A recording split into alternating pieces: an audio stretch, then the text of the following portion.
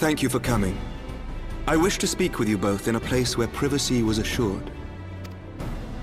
We quite understand. What was it that you wished to discuss?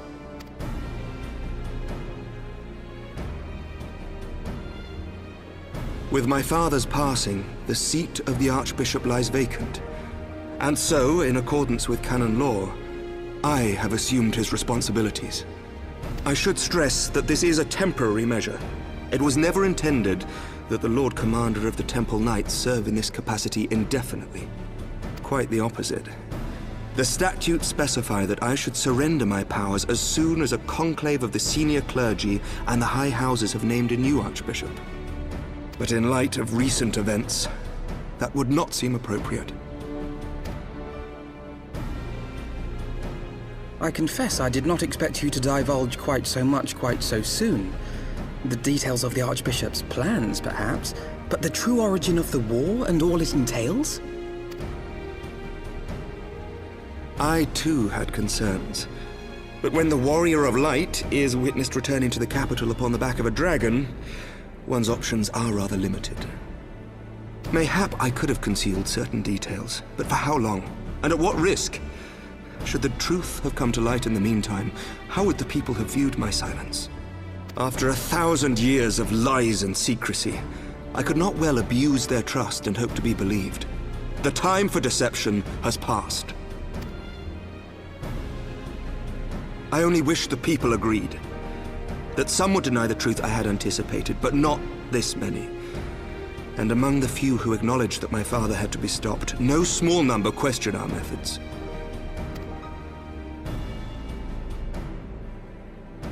If they suspect a coup, it will not be long before some turn to violence. It has already begun, and that on both sides. Men and women of the cloth are being harassed in the streets. Some have even been assaulted in the Broom. Hilda and her people have formed a watch to help us maintain order. But such measures will not prevent the unrest from spreading. For all our talk of peace, the people remain frightened and confused. For their sake, we must bring the Dragonsong War to a definitive end. And we should be glad to help you, Sir Emmerich. But what precisely would you have us do?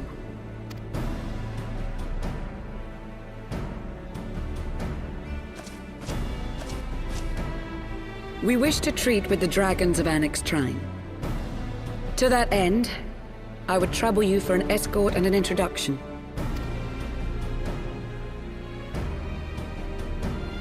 Annex Trine? You would speak with Vidofnir, then? We must needs open a dialogue between our peoples. Acting as my representative, Lucia will extend an invitation to their leader, that she might visit us here in Ishgard. Were she still with us, I would of course have beseeched Isel's assistance in this matter. But as she is not, I must ask that you aid us in her stead. Will you do us this favor?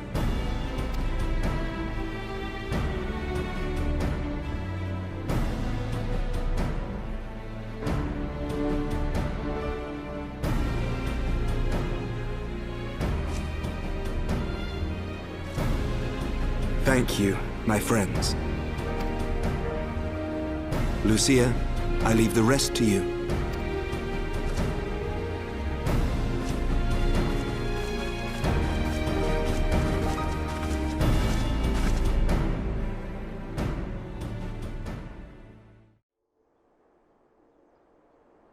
In the wake of the Archbishop's fall, the nation of Ishgard trembled, the faith of her people shaken to its very core.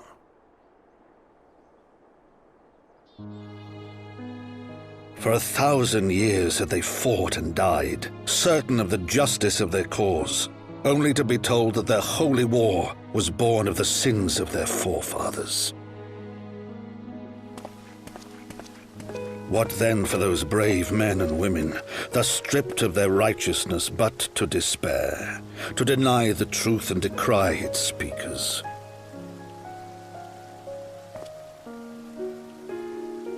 And what then for those whom they defamed but to hope on, to have faith in a brighter tomorrow?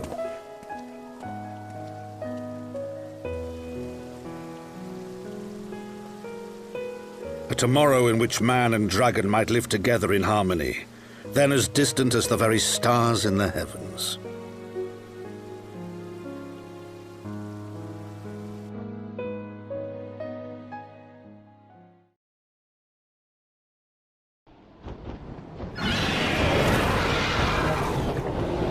Yet while we dared to hope, deep within his lair the enemy lay, gathering his strength.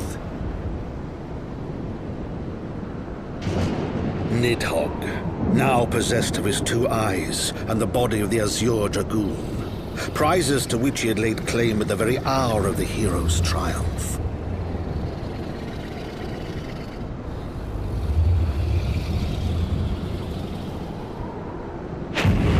As desperately as we sought the solace of peace, the great worm craved the misery of war.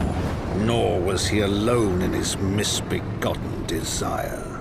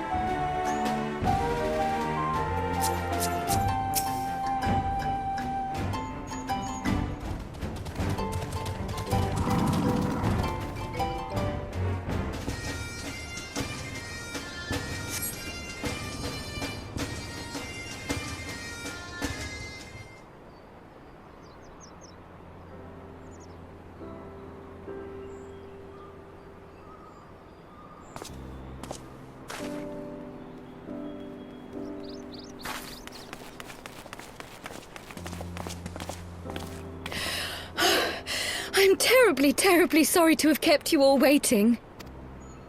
You need not apologize. We arrived but a moment ago ourselves.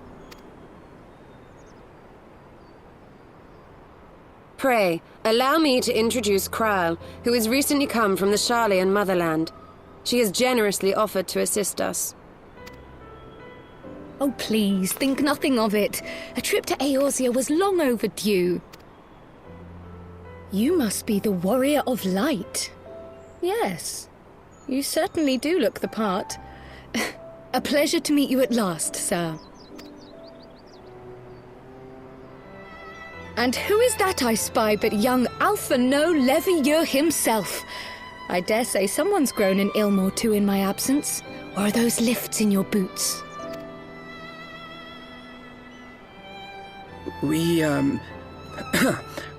Miss Kryle and I met at the studium years ago. I shall forever be indebted to her for her sage guidance. It was no small task keeping him out of trouble, believe you me. The youngest ever to enter the studium, him and his sister, 11-year-old prodigies. Suffice it to say, social graces were not among his list of talents. Striding up to his seniors on his first day, head held high. What was it he said again?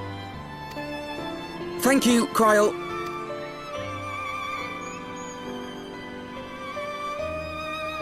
For what? I haven't finished yet. Would you care to attempt a more dexterous deflection? Mayhap we should save this delightful conversation for a more fitting occasion, when pressing matters do not demand our undivided attention. A bit much, but better. I can tell you have been putting your skills to use here in Eorzea. Henceforth, I trust you will dazzle me with your eloquence at the first time of asking.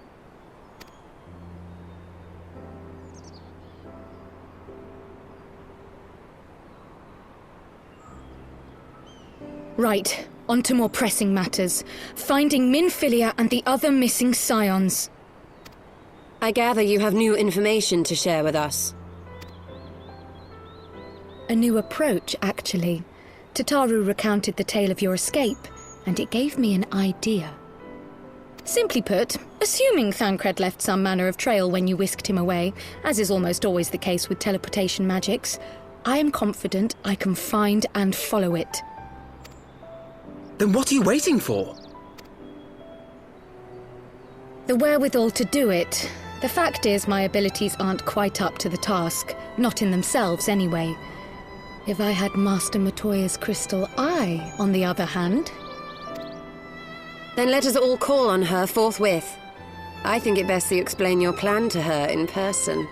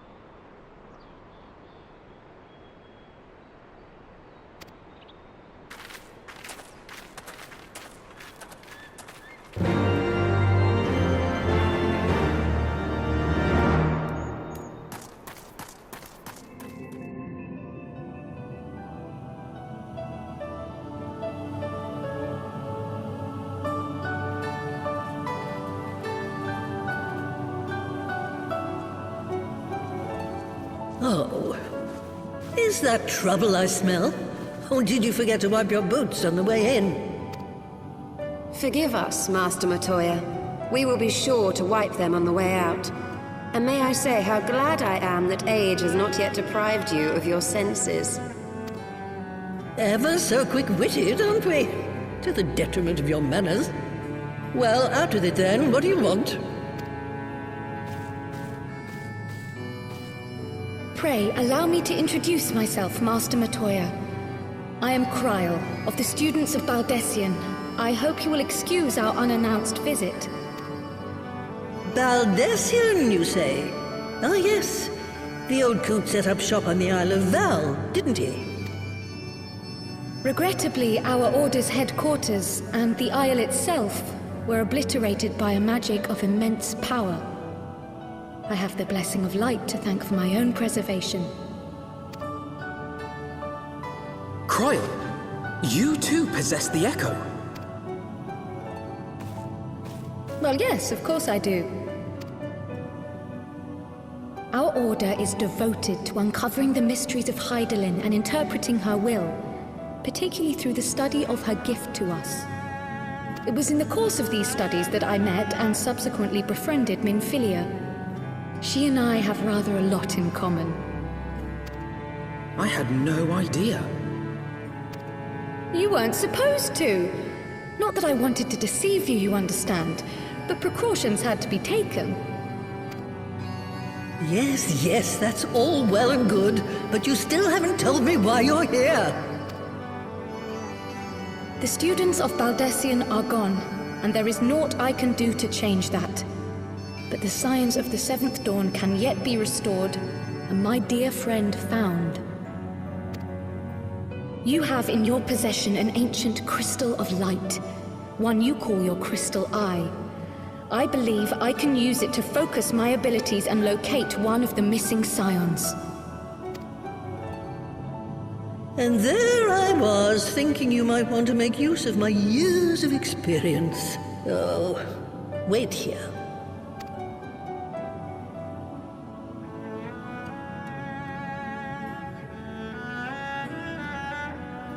Long did I ponder the nature of this crystal and its familiar radiance, but never did I suspect it was a crystal of light. On the cusp of an umbral calamity, souls blessed with the power of the Echo invariably appear. To aid these, her chosen warriors, Hydaelyn bequeaths to each a slither of her strength in the form of a crystal of light. But as her strength wanes, so too does the potency of her gifts. This crystal, born of an earlier era, is infused with a power far greater than those of this age. You could travel the length and breadth of the land and not find a crystal even a fraction as pure. Its value is beyond measure, as are the risks inherent in its use. No two manifestations of the Echo are alike. I, for example, can converse with beings of every shape and size, excepting beasts, contrary to what others would have you believe. Language has nothing to do with it, of course. Rather, I am sensitive to the whispers of the soul. Their intent, their very essence even, the traces of which serve to guide the elementals to Y'shtola.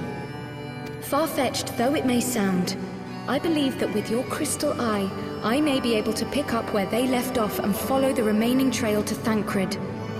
That is, if I have your permission.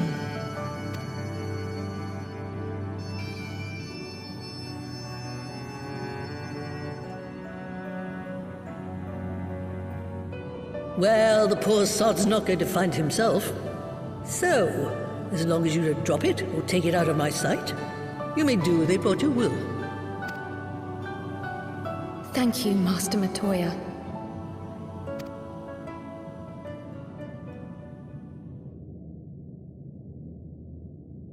Then let us begin.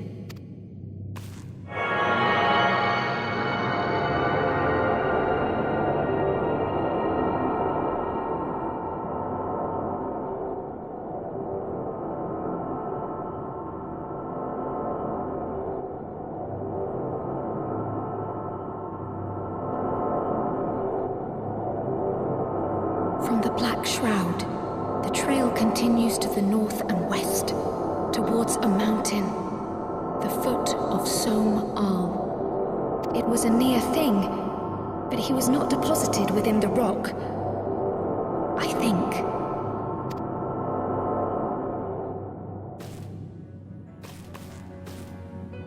The hunters of Tailfeather know those lands well. I say we begin our search there.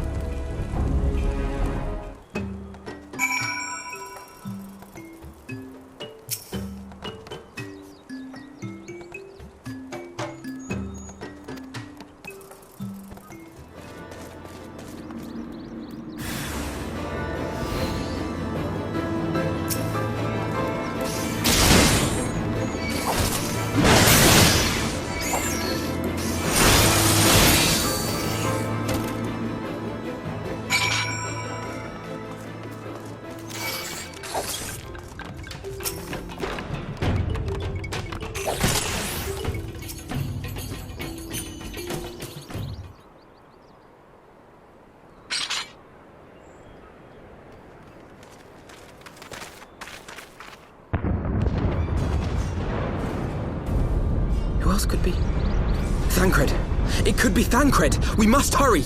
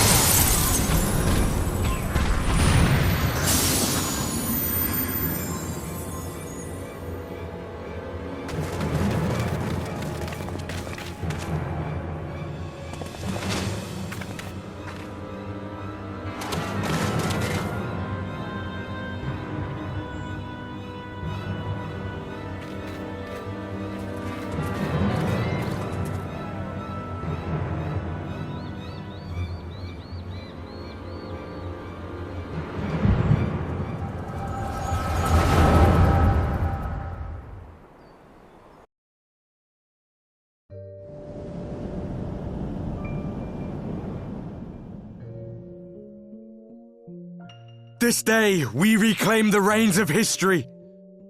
This day, we rid ourselves of the Ascians forever! Fools playing at heroes, all of you. Is this how you believe you can save your world? We can and we will, Ascian. You shall see. Or perhaps you will not!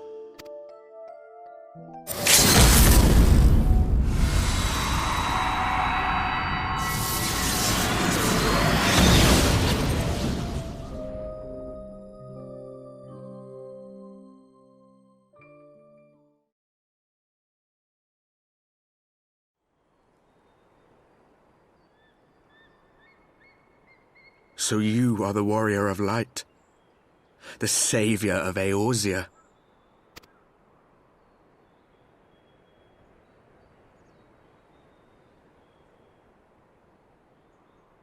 It's a wonder you didn't come sooner, what with the primal and all. Lost a step, have we? Have care. The ether moves strangely around him.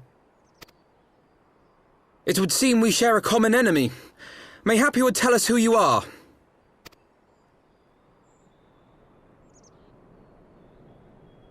Shall we show them?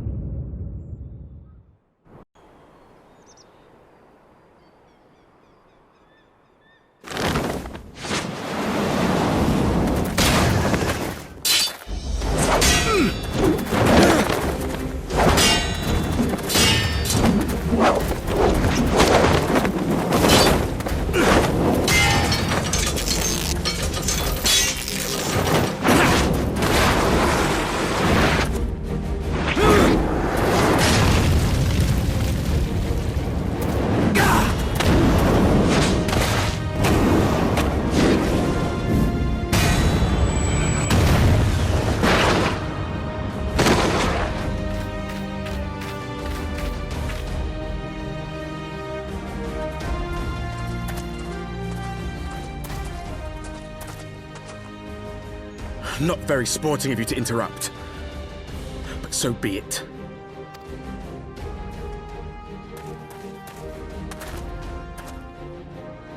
Mark well our faces, Warrior of Light, for we are the Warriors of Darkness, walkers of a different path, and we shall meet again.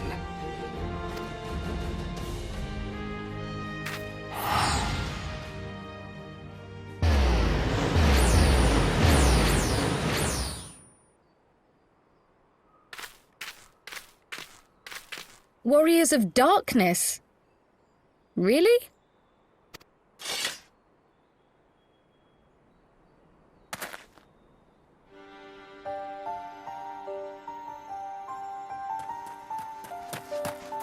Thancred! Are you all right?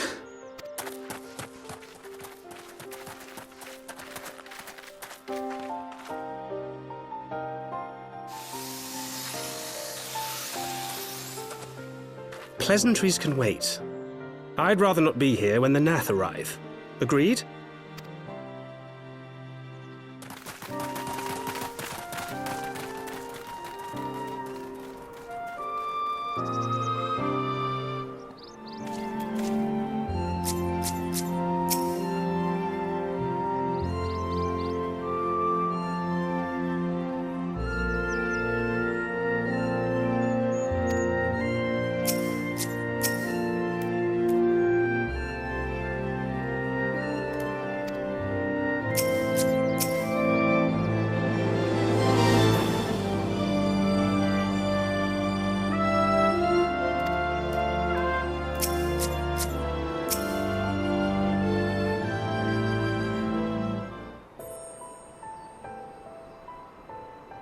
Suffice it to say, our reunion was not at all as I pictured it. Waiting until the last instant to join the fray. 'Tis plain you have not lost your appetite for the dramatic. My appetite for the dramatic? Have you forgotten the circumstances of our parting? The heroic last stand, the tunnel filling with light, and then... Had I known you intended to use forbidden magics to deliver me to some god's forsaken wilderness, I would have thanked you in advance. Thancred.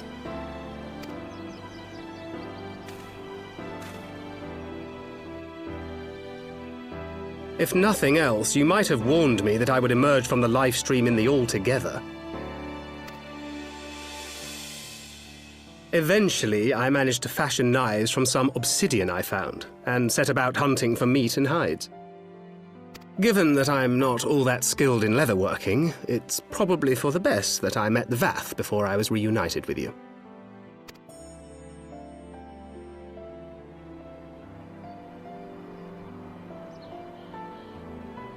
So you were the fleshling clothed in skins of whom the storyteller spoke? A description which fit me as ill as the skins themselves. Happily, I was able to trade with the Vath for garments better becoming a man of refinement. From them I learned of Ravana, and of the great warrior who had once laid him low.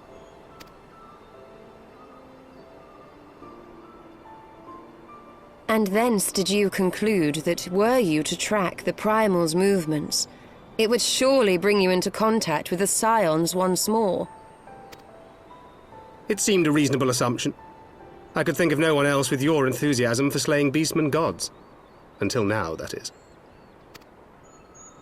Ah, yes. The self-proclaimed Warriors of Darkness. 'Tis only fitting that they stand in opposition to the Warrior of Light, I suppose. I glimpsed the leaders past, if only for a moment. They were confronting a man in black. An Ascian, I think. If these warriors are capable of doing battle with Ascians and Primals both, they must be possessed of powerful protection. Protection not unlike the Echo.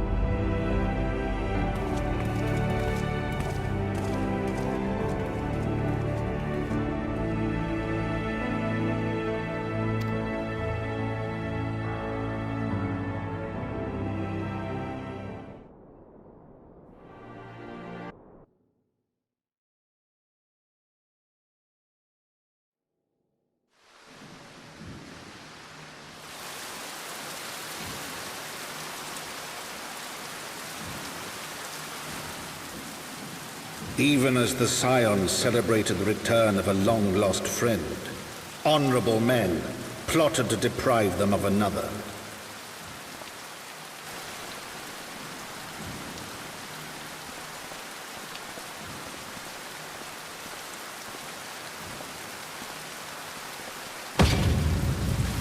Honorable men, to whom Sir Emmerich was no hero, but a scheming patricide.